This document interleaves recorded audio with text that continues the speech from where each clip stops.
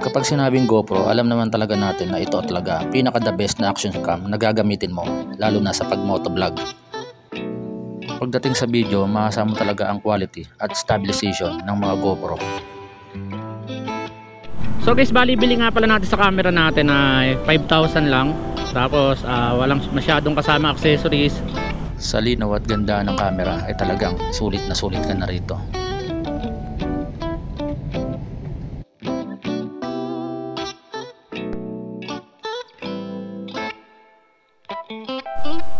So what's up sa inyo mga paps, Cory Motovlog nagbabalik. So nandito tayo guys sa may Oranbo. Babalik na tayo ng Ortigas ngayon. May mga tanong kasi sa akin kung ano yung gamit nating camera na pamvlog. So eto, yung ginagamit nga pala natin ay GoPro Hero 6. Tapos yung mic lang na gamit natin ay galing sa headset. So ito, nabili lang natin to sa tao. Second hand lang natin nabili.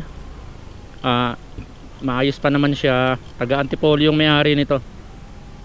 So yung stabilization niya okay naman. Tapos kapag ina-upload natin sa YouTube, maganda naman yung audio niya. Walang masyadong wind noise. Partida yung ginagamit nating mic pang ano lang, headset lang ng cellphone. Pero original siya, galing siya sa Samsung Galaxy. Muluma na nga rin eh. Tapos guys, yung ating Hero 10 ay nasira na talaga. So ito, maganda pa rin naman pang vlog tong GoPro Hero 6 kahit sabihin nating napag-iwanan na siya. Para rin ka naman naka Hero 8 dito or Hero 7. Pagkakaiba nga lang talaga yung Hero 7 tsaka Hero 8, masyado na siyang smooth, napakaganda.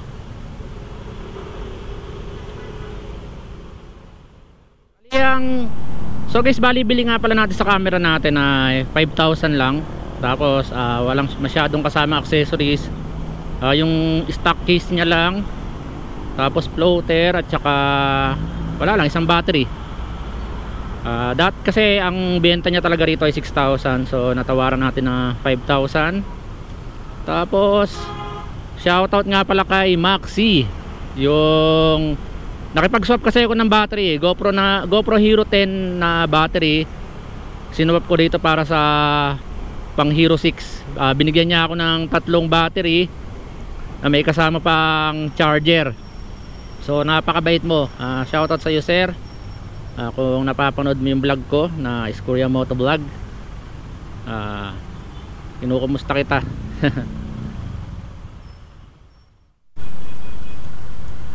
Tapos guys, ang tanong rito sulit pa bang gumamit ng mga second hand na camera like GoPro Hero 6 na sabi nating luma na talaga. So depende yan sa mapagbibilan mo pag bibili ka ng second hand guys, try mong i-connect sa quick app ng GoPro. Tapos try mo kung magko-connect siya. Kapag nag-pair, so ibig sabihin yung software niya pwede mo pa siyang ma-update kung merong available. Tapos syempre yung mga settings niya, doon mo makikita sa may quick app.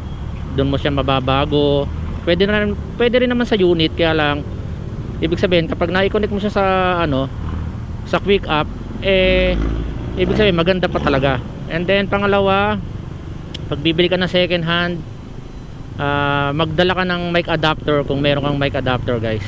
Tignan mo kung gumagana siya, gumagana kapag may mic adapter. And then pangalawa, magdala ka ng power bank and then USB cable para tignan mo kung nagcha-charge siya sa unit niya. So ibig sabihin buo yung charging pin niya na pwedeng mag-connect sa mic adapter guys.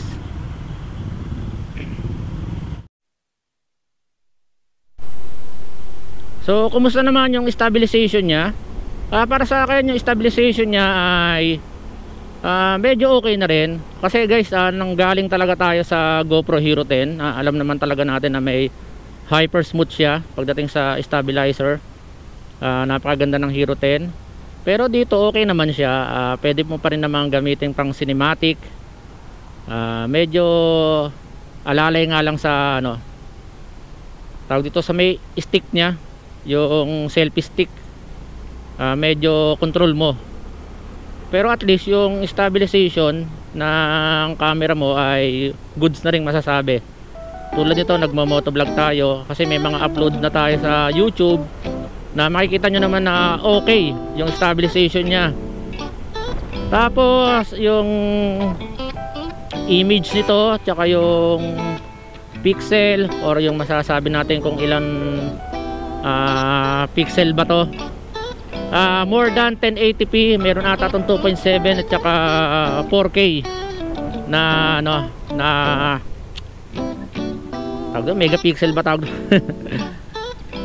Tapos yung hanggang 120 fps, frame per seconds, kaya yung mga mahilig gumawa ng mga slow motion, okay na okay pa rin tong GoPro Hero 6. So all in all, pag sinabing okay pa ba gumamit or bumili ng second hand, depende sa makukuha nyo yan. Kung may issue, kailangan maging aware kayo, busisiin nyo mabuti kung paano kayo bibili ng second hand na ano, na camera guys.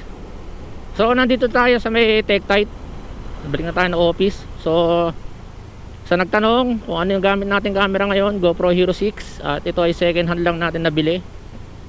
Kung goods ba, sa 1 to 10, pinakamataas ang 10.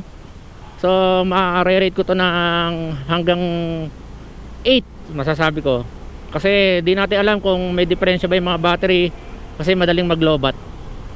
So siguro guys, tatapusin ko muna yung video ko dito at iiksian ko lang, so para lang sa mga nagtanong kung anong gamit nating camera. So hanggang sa muli guys, kung nagustuhan mo yung camera na to kung nagustuhan mo yung video na to, please don't forget to subscribe, like and share. Is Korea Motovlog, ang inyo pong lingkod.